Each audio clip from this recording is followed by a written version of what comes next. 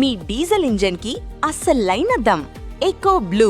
రాజధాని అమరావతిలో త్వరలో ప్రాంతీయ పాస్పోర్ట్ కార్యాలయం ఏర్పాటయ్యే అవకాశాలు ఉన్నాయి. కేంద్ర ప్రభుత్వం దీనిపైన సీరియస్ కన్సిడరేషన్ చేస్తుంది. ఒక 100 కోట్ల రూపాయలతో అధునాతనమైనటువంటి భవనాన్ని, రీజనల్ పాస్పోర్ట్ ఆఫీస్ని అమరావతిలో నిర్మించాలని కూడా భావిస్తుంది. ఈ మాట కేంద్ర సహాయ మంత్రి పెమ్మసాని చంద్రశేఖర్ స్వయంగా చెప్పారు. అసలు దీని స్పెషాలిటీస్ ఏంటో ఒకసారి మనం చూద్దాం. ఇది అధునాతనమైనటువంటి డిజైన్లతో ఈ పాస్పోర్ట్ కేంద్రం నిర్మించాలని 100 కోట్ల రూపాయల వరకు వ్యయం అవుతుందని చెప్పి అంచనా వేస్తున్నారు. ఈ కేంద్ర కమ్యూనికేషన్ల శాఖ, అంటే కమ్యూనికేషన్లు మనం మామూలుగా ఆయనకి ఏం సంబంధం కూడా అనుకోవడానికి అవకాశం ఉంది. ఎందుకంటే కమ్యూనికేషన్లు గ్రామీణాభివృద్ధి శాఖ దీని కింద ఏంటంటే పాస్పోర్ట్ సర్వీసెస్ దగ్గర నుంచి తపాలా సేవల వరకు అన్నీ వస్తాయి అన్నమాట.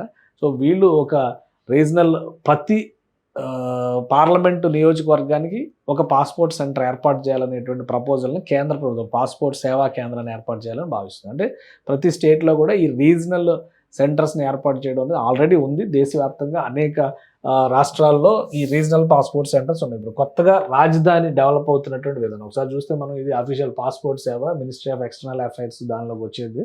ఈ పాస్పోర్ట్ సేవలన్నీ కూడా ఎక్స్టర్నల్ అఫైర్స్, ఎందుకంటే పాస్పోర్ట్స్ విదేశాలకు వెళ్తానికి ఉపయోగిస్తారు, వాళ్ళు ఉపయోగిస్తారు. కానీ సిస్టమ్ ఆర్కిటెక్చర్ మెయింటెనెన్స్ అంతా కూడా కమ్యూనికేషన్ల శాఖ పరిధిలో కూడా వస్తుందన్నమాట. సో ఇక్కడ ప్రతి రాష్ట్రంలో కూడా మనం గమనించి చూస్తే కనుక ఒక్కొక్క ఏరియాని బట్టి రీజనల్ పాస్పోర్ట్ సెంటర్స్ని ఏర్పాటు చేస్తున్నాయి. ఆంధ్రప్రదేశ్లో 2 రీజనల్ పాస్పోర్ట్ సెంటర్స్ ఉన్నాయి. విశాఖపట్నంలో, విజయవాడలో ఉన్నాయి. ఇప్పుడు అమరావతిలో 3వది ప్లాన్ చేస్తున్నాయి. ఉదాహరణకు చూస్తే కనుక ఘజియాబాద్, తర్వాత బరేలీ, ఆ తర్వాత లక్నో, 3 ప్లేసెస్లో, ఒక యూపీలో డెహ్రాడూను వేరే రాష్ట్రం అయిపోయింది కాబట్టి డెహ్రాడూను. సో ఇక్కడ ఇది పెద్ద రాష్ట్రం, ఇక్కడ 3 చోట్ల ఉందన్నమాట. మిగతా అన్ని రాష్ట్రాల్లో కూడా ఒక్కొక్క చోటే ఉంది. తమిళనాడులో చూస్తే కనుక ఇటు చెన్నై, కోయంబత్తూరు, 4 చోట్ల, తిరుచిరాపల్లి, మదురై, 4 ప్రాంతాల్లో తమిళనాడులో రీజనల్ పాస్పోర్ట్ ఆఫీసెస్ ఉన్నాయి. అలానే కేరళలో 3 చోట్ల ఉన్నాయి. ట్రివేండ్రం, కొచ్చిన్, కోజికోడ్ 3 చోట్ల ఉన్నాయి. దక్షిణాది రాష్ట్రాల్లో బెంగళూరులో ఒకటి, కర్ణాటకలో 1, తెలంగాణలో హైదరాబాద్లో 1 ఉంది. ఆంధ్రప్రదేశ్లో విశాఖ అండ్ విజయవాడ 2 చోట్ల ఉన్నాయి. సో ఫ్యూచర్లో అమరావతిలో కూడా రీజనల్ పాస్పోర్ట్ సెంటర్, పాస్పోర్ట్ సేవా కేంద్రం కాదు, passport centre, regional passport centre రాబోతుంది. మహారాష్ట్రలో 3 చోట్ల ఉన్నాయి, పూణే, ముంబై, నాగ్పూర్.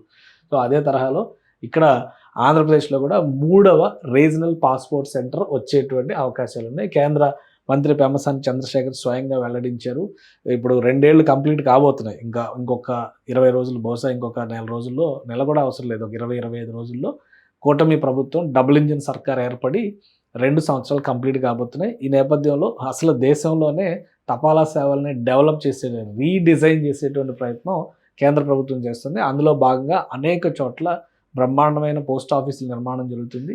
వాటితో పాటు పాస్పోర్ట్ సెంటర్స్ రిక్వైర్మెంట్ రాజధానిలో ఏర్పాటు చేయాల్సినటువంటి అవసరం ఉంది. కాబట్టి ఆ విజ్ఞప్తులు మంత్రి దృష్టికి వచ్చినాయి. ఆయన కేంద్ర ప్రభుత్వాన్ని సంప్రదించి ఇతర శాఖలతో సమన్వయం చేసుకుని 100 కోట్లతో ఒక కొత్త బిల్డింగ్ నిర్మాణం చేస్తామనేటువంటి మాట చెప్పారు. సో త్వరలో దీనికి సంబంధించి ల్యాండ్ అలాట్మెంట్ సిఆర్డీఏ నుంచి రావాల్సి ఉంటుంది. అలానే నిర్మాణ ప్రణాళిక సంబంధిత శాఖల నుంచి మొదలవ్వాల్సి ఉంటుంది. ఆంధ్రప్రదేశ్ రాజధాని అమరావతిలో మరొక పాస్పోర్ట్ సెంటర్, అంటే ఆంధ్రప్రదేశ్ రాష్ట్రంలో 3వ పాస్పోర్ట్ సెంటర్ అయింది. రాజధానిలో కీలకమైన రీజనల్ పాస్పోర్ట్ సెంటర్గా ఇది మారేటువంటి అవకాశం ఉంటుంది. ఇది ఫ్యూచర్ సిటీగా అమరావతిని ప్రొజెక్ట్ చేస్తూ రాష్ట్ర ప్రభుత్వం వస్తుంది కాబట్టి ఈ కొత్త పాస్పోర్ట్ సెంటర్ను కూడా దానికి తగ్గట్టుగానే 100 కోట్ల నిధులు వెచ్చించి నిర్మాణం చేస్తామని చెప్పని కేంద్ర మంత్రి చెబుతున్నారు.